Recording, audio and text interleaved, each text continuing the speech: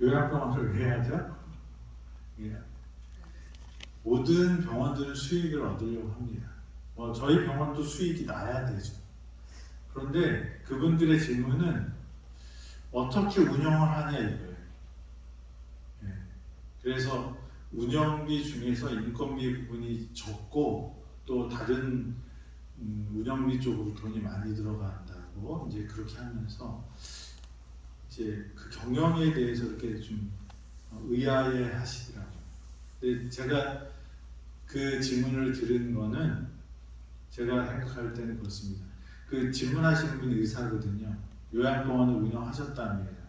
그래서 그전에는 행위별 수까지 할 때는 참 좋았는데 지금 포괄수까지 하면서 병원이 엄청 어렵고 이 요양병원이 무지무지 힘든데 이 병원은 어떻게 이렇게 유지하고 있는지 그리고 시설이나 뭐 이런 것들에 대해서 20년 됐잖아요 저희 병원이. 그 병원이 새로 생기면 투자를 확실히 많이 하지만 그 투자한 만큼 뽑아내기 위해서 뭔가를 하거든요. 근데 여기는 20년이 됐는데 그 모든 이것들이 수익을 뽑아내려고 하는 것이 안 보이고 그러니까 이 인증을 할 때 환자를 위하고 안전하고 뭐 이런 어떤 원래 병원의 목적, 우리 이상적으로 생각하는 목적을 하기 위해서 애쓰는 모습이 보이니까 항상 그게 충돌하잖아요. 병원은 치료하는 것이 돼야 되는데 또 거기서 뭐가 나와야 돼? 이익이 나와야 되잖아요. 근데 치료를 잘하려면 많이 투자를 또 해야 되는 거고. 그래서 이게 밸런스가 맞아야지 뭐 이상적으로 막 투자하다가는 그냥 망해버리면 더 못하는 거고. 근데 그 점을 그래서 이 코로나 시대에 다 어려운데 이 병원도 어려운 듯이 보이는데 어떻게 견디시고 있냐 그런 말씀을 하시더라고요. 저는 인증이 그분들이 볼 때는 우리 병원이 좀 다르게 보이는 거예요. 저는 또 어떤 걸 느꼈냐면 이제 방문을 하고 이렇게 환자들을 만나면서 환자들이 어떻게 보면 인증하고는 환자들하고 상관이 없잖아요. 근데 우리 병원에 계신 분들은 에버그린에 계신 분들까지도 이 인증을 위해서 기도하시고 잘 통과되기 위해서 애쓰는 듯한 그 느낌들을 이렇게 보여요. 그러니까 이렇게 보통 이렇게 가면 통제가 사실 환자들은 안 하거든요. 이게 남이라고 생각하는데 제가 이 인증을 하면서 깨달은 것 중에 하나는 우리 병원에 계신 많은 환자들이 병원에 대한 애착이 있고 에덴병원의 한 소속된 구성원이라는 그 마음이 있는 것 같아요. 그래서 이 밖에 뭐 물이 보통 때는 물 뜨다가 흘리면 그냥 하는데 거의 없고요. 그리고 옷도 깔끔하게 다 입고 계시고 눈에 많이 안 띄시더라고요. 이 방에서 안 나오시고 그러면서 이 인증을 이렇게 서로 응원하고 돕는 모습을 봤습니다. 그래서 우리 병원은 확실히 차별된 병원이구나 생각을 했습니다. 우리 병원이 경쟁력은 하나님이 계셔서 하나님 중심이기 때문에 인건비가 작을 수 있는 이유가 뭐가 있을까요? 사람은 많습니다. 우리 거의 봉사자들까지 합치면 직원이 120명입니다. 지금 환자 수는 제가 정확하게 모르지만 한 150명에서 130명 사이로 왔다 갔다 하는 것 같습니다. 거의 1대1이에요. 환자나 직원이. 그런데 그게 다른 병원에 비해서 인건비 지출이 적다고 하는 말은 우리 교회 교단의 이 월급 수준을 지키고 있습니다. 그래서 처음에 초봉 받는 분들은 이 우리나라의 시급이 있잖아요. 최저 시급. 그것이 안 돼서 특별 수당으로 그것을 채워줍니다. 그러니까 어떻게 보면 여기에서 일하시는 분들은 같은 일을 해도 다른 데서 대접받고 돈을 더 많이 벌 수 있지만 사명을 가지고 봉사하는 마음으로 하신다는 것을 어제 그 위원님이 질문하는 데서 제가 좀 깨달았습니다. 그리고 여러분들이 합력해서 이런 어떤 일을 할 때 그 마음이 모아진 게 위원들한테 보였나 봐요. 그래서 우리가 하나님께 영광을 돌렸을 수 있었던 것이고, 그래서 이 병원이 20년이나 된 좀 오래된 병원이긴 하지만 우리가 최선을 다해서 환자의 안전과 위생과 또 치료를 위해서, 또 직원들이 행복하게 그 일을 할 수 있도록 그런 병원이 되기 위해서 계속 노력하고 있는 병원이구나. 그래서 참 감사한 마음이 들었습니다. 아멘. 이 평가가 우리의 실력이 되고 또 그 실력으로 많은 분들이 이 질병으로부터 자유케 되는 그 경험이 일어나는 병원이 되기를 간절히 바랍니다. 아멘. 이번 주일에는 창세기 12장 1절부터 있는 말씀을 중심으로 말씀을 나눴습니다. 좀 정리를 하자면 하나님께서 아브라함에게 고향, 친척, 아버지의 집을 떠나서 내가 내게 보여줄 그 땅으로 가라고 명령을 하셨습니다. 그리고 2절에는 뭐를 말씀하시냐면 약속을 주셔요. 큰 민족을 이루겠고 내게 복을 주어서 내 이름을 창대하게 하리라. 그리고 너는 복이 될지라. 이렇게 약속과 축복을 주십니다. 하나님의 하나님의 말씀은 명령으로 시작되었지만 거기에는 뭐가 포함돼요? 하나님의 약속이 포함되고 결국은 무엇으로 끝납니까? 하나님의 축복으로 끝납니다. 그래서 이 명령과 약속과 축복은 성경 전반적으로 나와 있는 하나님이 우리에게 주시는 그런 큰 은혜입니다. 인간이 하나님의 명령을 순종할 때만 하나님의 약속들은 우리에게 성취되고 그는 하나님의 축복들을 받게 됩니다. 일반적으로 인간은 하나님의 요구사항들을 이루는 일에 협력하지 않으면서 하나님의 축복을 누리려는 것이 또 인간의 모습입니다. 이 아브라함을 통해서 창세기 12장 1절 2절에 있는 이 말씀을 통해서 우리는 다시 한번 이 하나님의 말씀이 명령과 약속과 축복으로 이어지는 그 삶이, 아브라함의 삶이 우리의 삶이 되기를 간절히 바랍니다. 아멘. 그래서 우리 어제는 그 명령 중에 떠나라라고 말씀하시고 그 다음에 가라고 말씀하신 그 명령에 대해서 같이 말씀을 나눴어요. 버리고 떠나는 것도 중요합니다. 그게 출발의 시작이기 때문에. 그런데 떠나는 것이 목적이 되어서는 안 되고 우리는 방랑자가 아니고 방황하는 사람이 아니고 뭐예요? 순례자입니다. 하늘을 향해 가는 순례자입니다. 목적이 있어야 돼요. 체험이 있어야 되는 것입니다.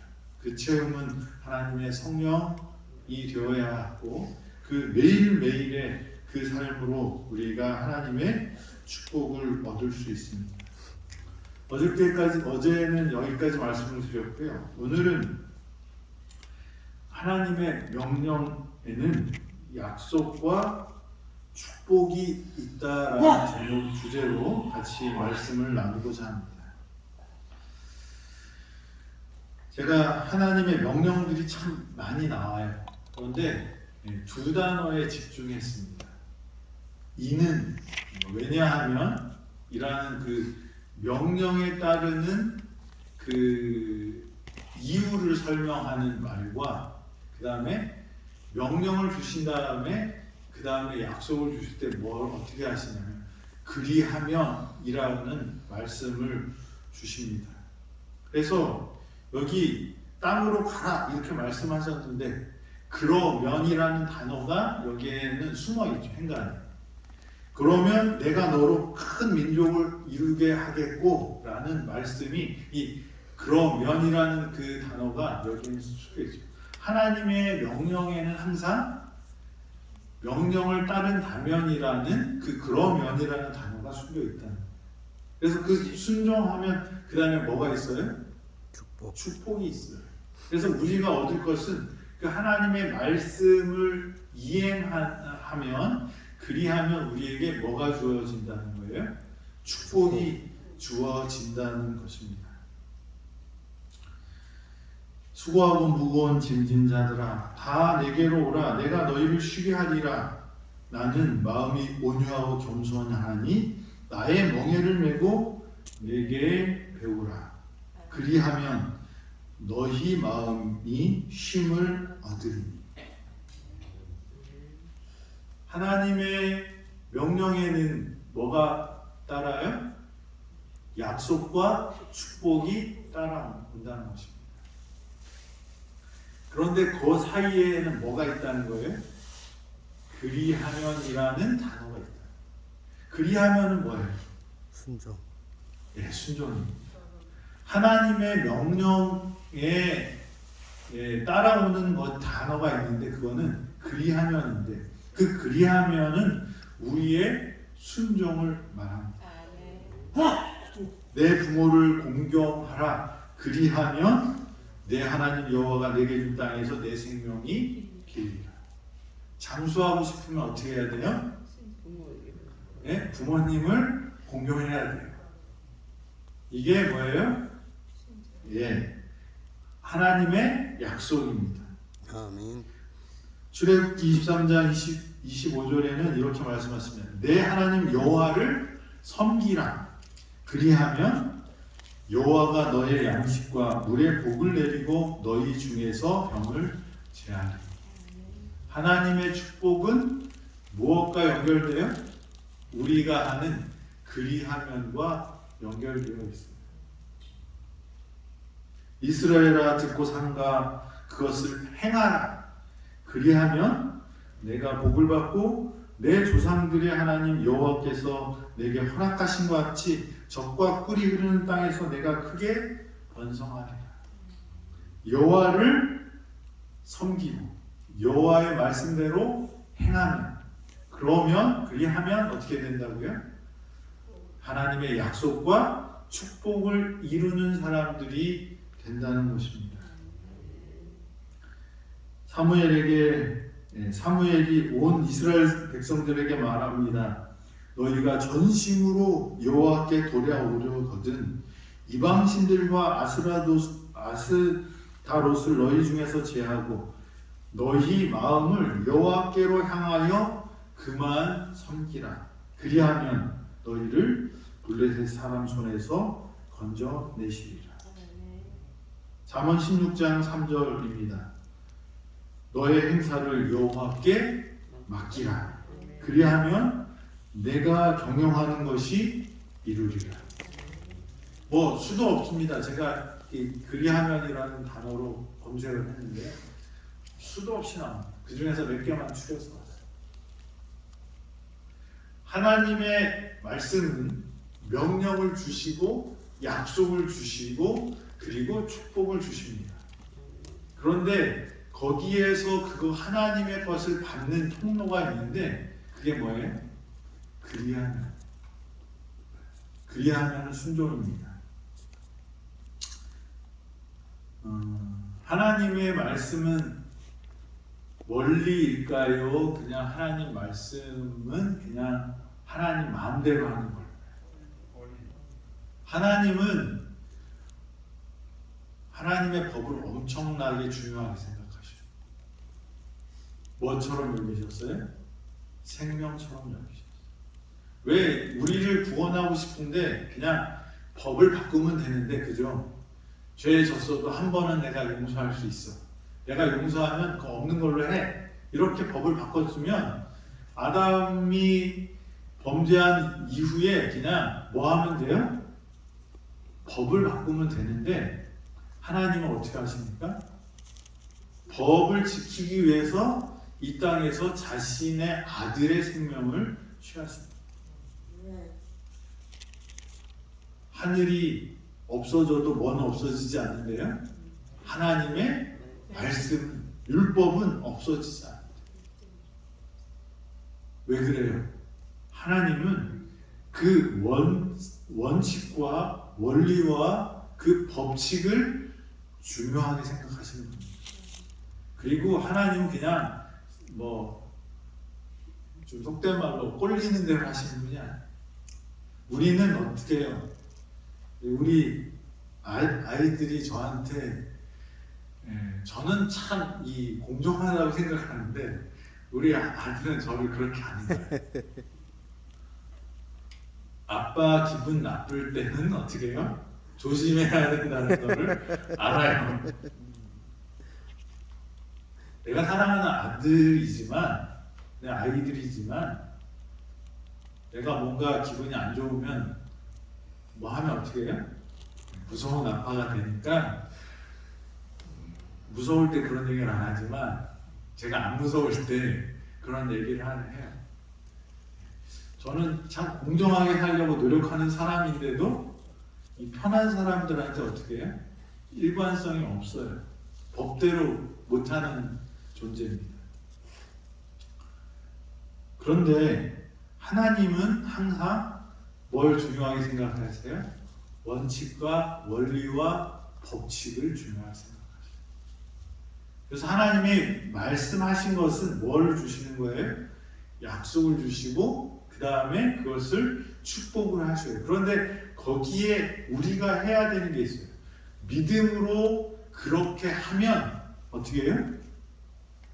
그 약속의 축복이 우리 귀에 된다고 말씀하세요. 아멘. 여러분 건강하게 회복되고 싶죠? 어떻게 하면 돼요? 그리하면 돼요. 근데 우리는 그렇게 못할 때가 많아요. 여기 그 SD 성경 주석에도 있는 말씀처럼 인간은 하나님의 명령에 협력하지 않으면서 뭐는 얻고 싶어요? 법은 축복을 얻고 싶어요. 하나님이 특별한 경우에 우리 갖고 있는 그것을 뛰어넘는 은혜를 주실 때도 있지만 하나님께서는 원리와 원칙과 그 법칙을 중요하게 생각하는 거예요. 그래서 저와 여러분들이 그 법칙을 지키면 어떻게 해요? 그 축복을 받을 수 있다는 거예요. 아멘. 하나님을 안 믿는 사람도 하나님의 법칙대로 살면 어폐가 있지만 하나님을 안 믿으면서 하나님 법칙대로 살 수는 없죠. 그렇지만 어떤 그런 행위를 할 때 거기에 대한 축복이 올 수 있다는 거예요. 그래서 우리가 스님들도 채식을 하잖아요. 그분들도 명상을 하시잖아요. 마음을 비우시잖아요. 그분들도 그 자연에 하나님께서 자연 속에 심어주신 천연계의 법칙대로 살면 어떻게 해요? 건강하실 수 있는 거예요. 그래서 하나님의 은혜는 비와 같아서 햇빛과 같아서 그 자기의 햇빛을 가리지 않는 한 우리는 햇빛을 옆에 있는 사람들이 다 같이 받을 수 있어요. 하나님을 믿는 사람 그 논에만 비를 내려주시고 그 옆에 논에는 비를 안 내려주시는 분이 아니에요. 같은 환경과 같은 조건을 주면 그 원칙을 순종하면 거기에 따르는 축복을 받습니다. 근데 거기에 플러스 뭐가 있어요? 하나님의 특별한 섭리와 은총이 있는 것은 누구에게만 있는 거예요? 하나님의 백성들에게만 있는 것입니다. 그래서 아주 중요한 거 하나를 꼭 기억하시기 바랍니다. 하나님의 말씀을 우리가 이해하지 못하면 안 하려고 해요. 그죠? 근데 하나님의 말씀, 명령을 우리가 이해하지 못해도 순종하면 거기에는 뭐가 있을까요? 축복이 있습니다. 여러분, 이 손 씻는 거의 중요성을 우리 인간들이 아는 것이 과학적으로 증명한 것이 얼마나 됐을까요? 300년 정도, 또 지금부터 300년 정도 빨리 안 돼요. 이 유럽에 휩쓸었던 흑사병이나 패스트나 이런 것들, 그다음에 산옥열, 임산부가 애를 낳으면 애들이 7, 8명이 죽는 거예요.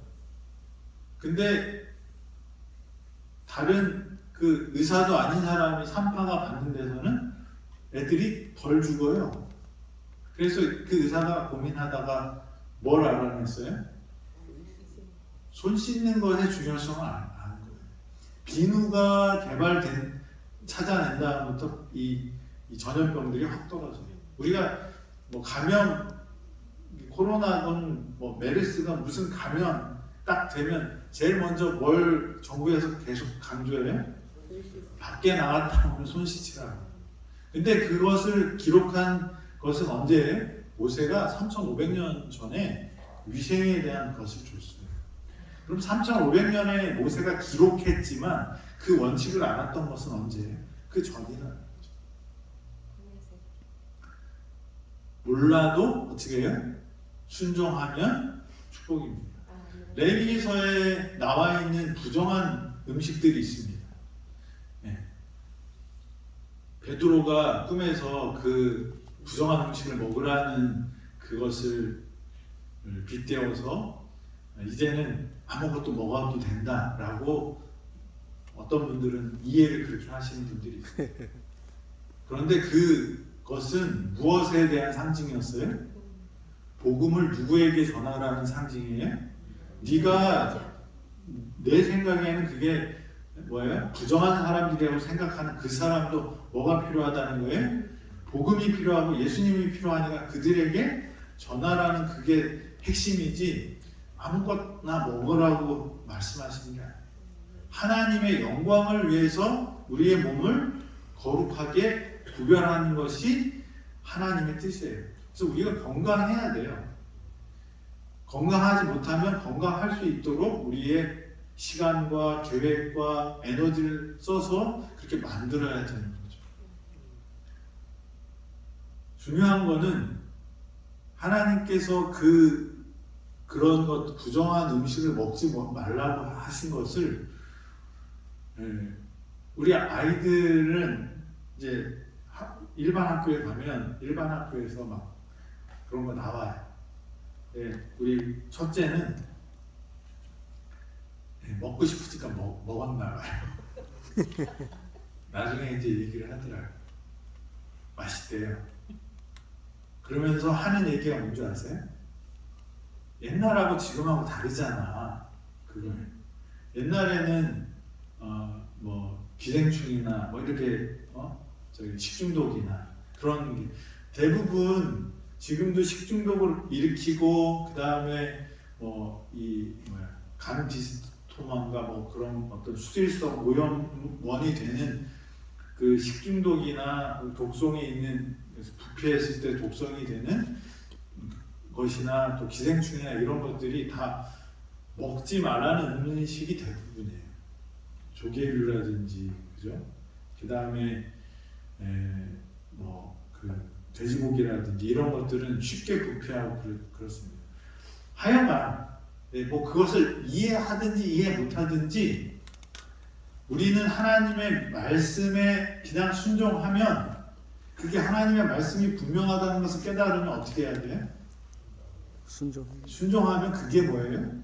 축복이 되는 것입니다. 아멘. 그리고 명령을 지켜야 되는 것에 대해서 또 한 가지로 표현되어 있는 것은 왜냐하면이라는 단어를 주셨습니다. 안식일을 기억하여 거룩히 지키라. 엿새 동안 힘써 내 모든 일을 행할 것이나 일곱째 날은 내 하나님 여호와의 안식일인지 너나 내 아들이나 내 딸이나 내 남종이나 내 여종이나 내 가축이나 내 문안에 거하는 객이라도 아무 일도 하지 말라. 이는 왜 안식일을 거룩하게 지키라고 그래요? 이는 왜냐하면 이라는 뜻입니다. 엿새 동안 나 여호와가 하늘과 땅과 바다와 그 가운데 모든 것을 만들고 일곱째 날에 쉬었습니다.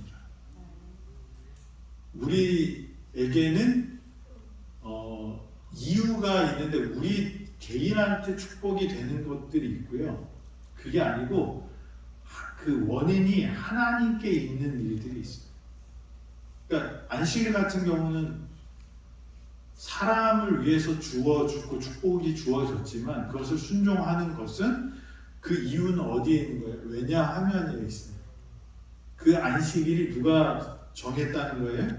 하나님이 정했다고 부릅니다. 마찬가지로 이 11금에 대해서도 이렇게 말씀하십니다. 사람이 어찌 하나님의 것을 도적질하겠느냐라고 말하면서 이는 곧 11조와 봉헌물이라. 도둑질을 하는데 너희가 뭐를 도둑질을 하는 거예요? 11금으로. 11금은 뭐예요? 네, 하나님의 것이라. 그러면서 하나님께서는 이 11금으로 나를 시험하라고 그렇게 말씀하십니다. 우리가 하나님의 말씀을 지키는 그 이유가 우리의 축복의 그 이유가 있을 수도 있지만 또 하나는 하나님께서 우리에게 특별히 주신 것들도 있습니다. 그래서 하지만 이 모든 것이 명령을 수행하면 거기에는 하나님은 항상 뭘 주시냐면 축복을 주신다는 것을 우리가 알아야 돼요. 그것을 알고 하든지 모르고 하든지 간에 이해하든지 이해가 없든지 간에 그 말씀을 순종하면 그 말씀 순종에 따른 뭐가 있어요? 하나님의 축복이 있다고 말씀하십니다. 저와 여러분들에게 하나님께서는 말씀하십니다. 명령하십니다. 그렇게 따른다면 하나님은 그 약속을 축복으로 이루실 것입니다. 그 약속을 이루는 그것이 어려운 일이 될 수 있어요. 아브라함이 고향을 떠나는 것, 친구들을 떠나는 것, 가족들을 떠나는 것, 아비의 집을 떠나는 것이 어려운 일이었습니다. 그렇지만 분명히 우리는 믿음으로 그것을 행하는 사람이 되어야 할 것입니다. 아멘. 예레미야 29장 11절입니다. 나 여호와가 말하노라 너희를 향한 나의 생각은 내가 안하니 재앙이 아니라 곧 평안이니라. 우리의 믿음이 격렬하게 시험함으로 하나님께서는 우리를 버리신 것처럼 보이게 하는 바로 그 시련들은 우리가 우리의 모든 짐들을 그분 발 앞에 놓고 그 대신 그분께서 우리에게 주실 평안을 경험하도록 우리를 그리스도께로 더욱 가까이 인도하기 위함이다. 여러분들 순종하기 힘든 일들이 있을 거예요. 버리기 힘든 일이 있을 거예요. 그래도 어떻게 하라고요? 순종하라고 말씀. 그리하면 어떻게 해요? 축복을 주시는데 그 어려움이 오히려 우리에게 복이 될 수 있습니다. 아멘. 그 순종의 동기는 어디서 와요? 믿음입니다.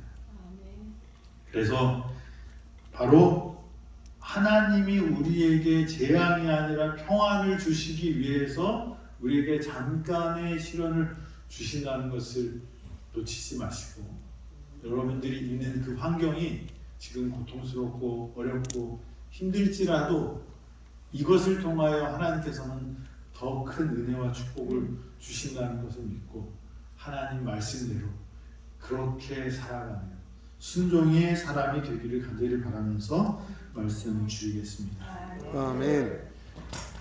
하나님 오늘도 우리에게 말씀을 주셔서 감사합니다. 아멘. 그래서 우리가 명령을 따라 그렇게 사는 사람 되어서 하나님의 약속을 이루고 축복을 경험하는 당신의 자녀들 되도록 인도하여 주시옵소서.